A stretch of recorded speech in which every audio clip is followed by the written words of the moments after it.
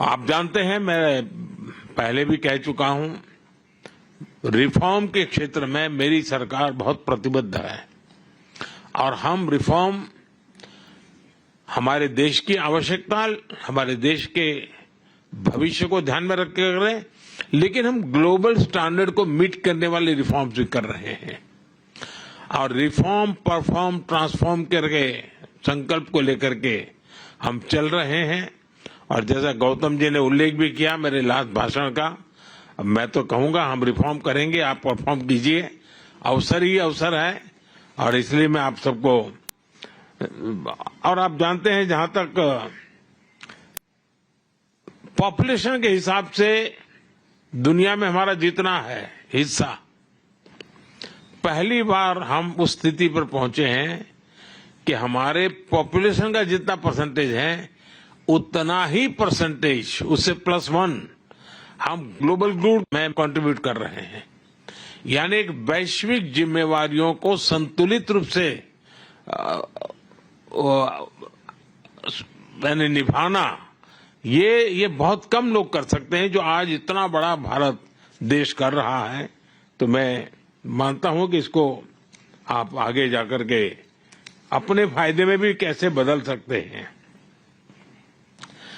आप देखते हैं फिनटेक की दुनिया में भारत के पास टैलेंट भी है, उसका लाभ तो मिलेगा, लेकिन भारत के लोग टेक्नोलॉजी के एडॉप्ट करने में कितने तेज हैं। आज फिनटेक की दुनिया में हमारा यूपीआई, फाइनेंशियल डिजिटल ट्रांजैक्शन, दुनिया में जितना रियल टाइम ट्रांजैक्शन होता है उसका 50% अकेले इंडिया में होता है। इसका मतलब ये ऐसा क्षेत्र है कि जिसमें इसका मतलब ये हुआ कि फिनटेक की दुनिया में अगर ग्लोबल लीडर बनना है तो भारत को केंद्र बिंदु बना करके बड़ी आसानी से आप फिनटेक की दुनिया में आप आगे आ सकते हैं। स्टार्टअप के अंदर हमने काफी रिफॉर्म की है। इस बजट में भी हमने स्टार्टअप को काफी रिलैक्सेशन दिए हैं। भारत में Tier 2, Tier 3 सिटी में भी बहुत तेजी से स्टार्टअप ग्रो कर रहे हैं। 10 साल के भीतर हम करीब 10 साल पहले 100 स्टार्टअप थे, आज करीब 100,000 से भी ज्यादा स्टार्टअप है। बहुत बड़ी मात्रा में ग्लोबली लोग इन्वेस्ट कर रहे हैं और सक्सेसफुल स्टोरी है कि बहुत बड़ी मात्रा में उसमें से यूनिकॉर्न्स बन रहे हैं। मैं चाहूंगा कि आपके यहां जो फाइनेंस के वर्ल्ड से जुड़े हुए लोग हैं, भारत के स्टार्टअप की दुनिया को अगर तराशेंगे तो उनके सामने बहुत बड़ी संभावना है। हम बहुत एग्रेसिवली सेमीकंडक्टर के क्षेत्र में जा रहे हैं। अब तक करीब 5 कंपनियां ऑलरेडी अपना काम शुरू कर चुकी हैं, आगे भी औरों की संभावनाएं हैं और हम पूरी इकोसिस्टम को लाने वाले हैं। हम कोई एक छोटा सा टुकड़ा, एक आध हिस्सा करके अटकने वाले नहीं है। भारत के पास टैलेंट है। आज दुनिया में जितने भी चिप्स हैं, अगर उसका राइटिंग का काम है में हो रहा है, सब बड़ी कंपनियों के रिसर्च यूनिट वहीं पर है। अब हम चाहते हैं कि हम खुद ही यहाँ पर उस दिशा में आगे बढ़े, तो आपके लिए वो भी एक बहुत बड़ा स्कोप है।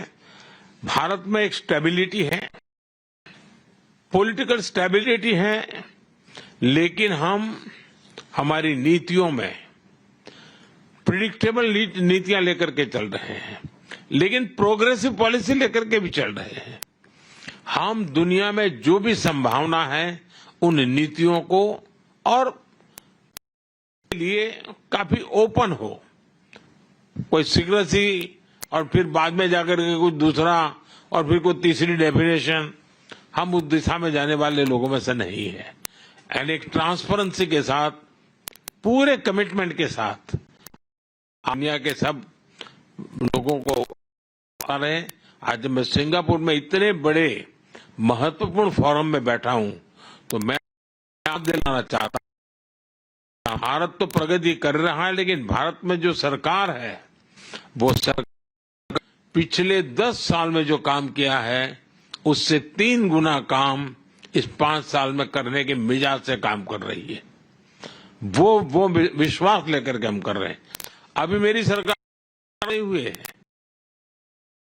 अंदर सिर्फ हमारे जो नीति निर्णय हुए हैं, शायद दुनिया के किसी देश में 5 साल में जो निर्णय नहीं हो सकते होंगे वो मेरे 100 डेज में हुए हैं। हमारी स्पीड है, स्केल भी आप कल्पना कर सकते हैं। सिर्फ हमने गरीबों के लिए घर बनाए 4 करोड़ घर। अब ये यानी कितने सिंगापुर बन जाए 4 करोड़ घर, यानी ये स्केल है। हमारे यहां करीब 100 सिटीज मेट्रो बनने वाला है। कितना बड़ा काम, बहुत तेजी से हो रहा है। बहुत तेजी से हमारे यहां ग्रामीण जीवन अर्बनाइजेशन की तरफ। अब अर्बन इंफ्रास्ट्रक्चर एक बहुत बड़ा काम है, नए सिटीज की हमारी जरूरत है, वो एक बहुत बड़ा काम है। यानी मैं कहता हूं कि स्काई इज द लिमिट वाली व्याख्या भी भारत के लिए छोटी पड़ती है, क्योंकि हम तो स्पेस में भी उतना ही काम कर रहे हैं। स्पेस में आज दुनिया में हमने जिस प्रकार से काम किया है और स्पेस को हमने ओपन अप कर दिया है। मेरे यहां पॉलिसी में अब स्पेस को हमने सरकारी एक इकाई के रूप में नहीं रखा है, इसको हमने ओपन अप किया है।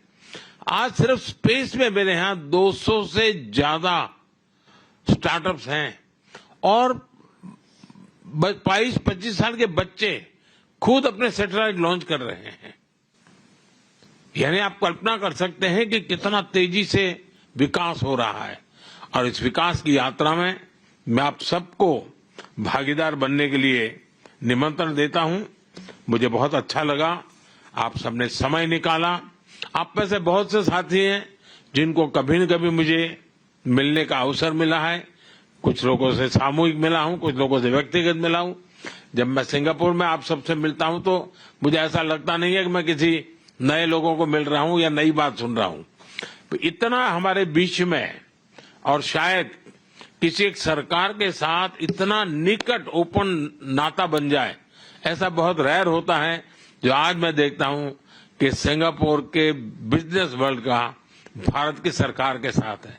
ये मेरे लिए सबसे बड़े संतोष की बात है कि आप सबको लग रहा है कहा यार ये सरकार हमारी है, ये सरकार हमारा सुनती है, ये सरकार में हम खुलकर कुछ कह भी सकते हैं। ये नाता जो है वो हमारी सबसे बड़ी पूंजी है। और इसलिए मैं आप सबसे आग्रह करूंगा कि अवसर है, अवसर को जाने मत दीजिए।